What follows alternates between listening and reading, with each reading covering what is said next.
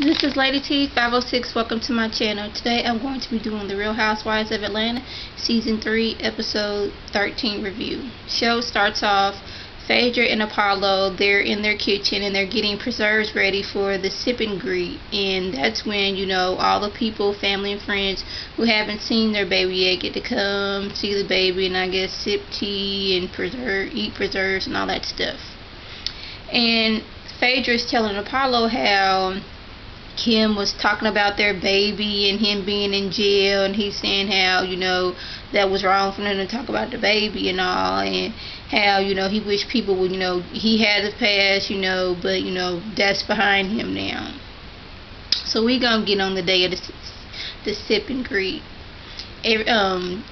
Cynthia, Kim, Sheree, and Candy, they come, but Nene, I'm guessing she's at work somewhere, so they all come. They looking at the baby, seeing how cute he was, and he was a little cute little baby. When Kim gets there, Phaedra pulls her back, it's like, look at my baby. She's like, oh, he is cute. She's like, see, he got 10 fingers, 10 toes, he's not no alien. So she was like, Kim, I know you're going to need to a smoke break, so let's go outside and talk. And she was like, I didn't appreciate the way you was talking about my baby, about all that stuff. And Kim was like, I didn't appreciate how you said I wouldn't know, nurse. And she's like, do you have your papers? And Kim dug in her purse and was like, yes, I do, right here. And Phaedra was like, okay, but you are a nurse, I didn't believe it at first neither. I'm sorry about this lighting in here. This is like really retarded. And I got this lamp that's really not want to work. We gonna get on to Nene. She's doing her interview with Jermaine Dupri, and getting him to open up is like trying to pull an elephant's tooth. It is just not happening. She's asking him questions, he's just giving like one word answer. Then she gets into it. It's like, is it easier to develop an artist who's young or when they're more mature? I'm not saying old, but like maybe in their 30s. So she gets the interview she wanted.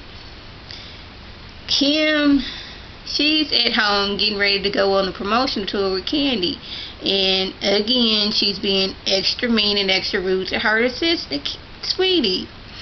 Kim is laying there in the bed talking about something, Sweetie, bring your big butt on, and Sweetie's like carrying a few pieces of luggage, and Kim is just laying there.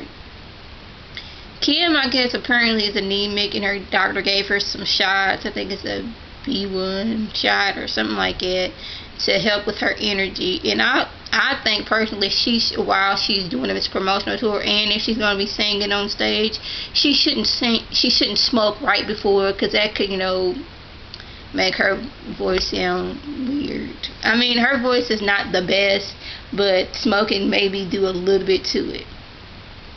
She brings her daughters in and let them know, hey, I'm going out of town for a week, and her daughters are all sad, and she's like, well, see, Sweetie's going with me. And her oldest daughter just breaks.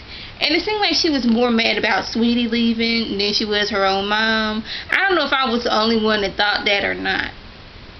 We gonna get on over to Cynthia and Peter.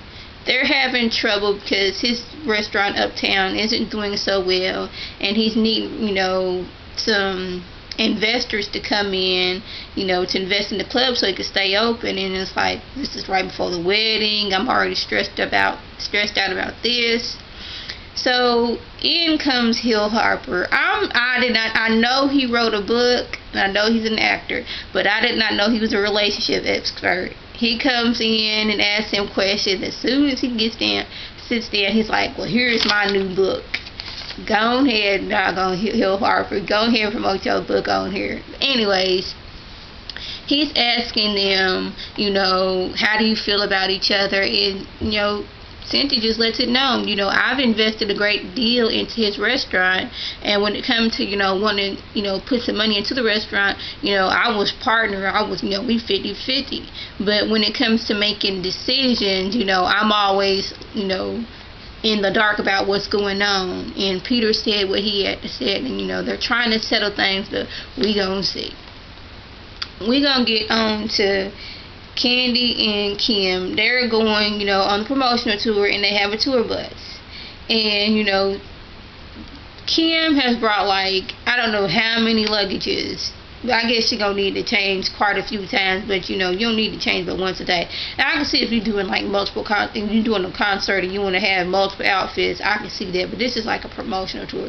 But anyway, I'm not gonna jump on Kim. She gets to the bus and she's like, "This is it." She's like, I guess she was expecting to be like a 5-star hotel on wheels. It's like a normal tour bus. Got the little bunk beds in the back, a little seating area, got the bathroom, all that. She's complaining. She's like, "Oh my goodness!" And Don Juan, I'm assuming that's Candy's like promotional man. I mean, not promotional man, but like road manager, or he works somewhere with Candy, and he's letting Kim know there's no smoking on the bus. This is what you got to do. You got to do this, A, B, and C. And Kim's like, "Why ain't you telling that to Candy?" Well, Candy has done this before. She has, been on tour before. She knows what to do. They get to the first stop. I think it's Charlotte, North Carolina, and Kim gets on stage, and she just like, I don't remember the routine or just forget the routine. I'm gonna do what I'm gonna do. And she gets up there and Kim, she did her job. I'm not saying she did a good job. I'm not saying she did a bad job. I'm just saying she did what she went up there to do. Nothing else really happened on that episode. Sheree, she wasn't really big on the episode. She came to Phaedra's, sip and greet, but she wasn't, they weren't talking about her much this episode. I hope you like this episode. I want you to thumbs up, comment, subscribe, and tell a friend. This is Lady T signing off. Have a good one.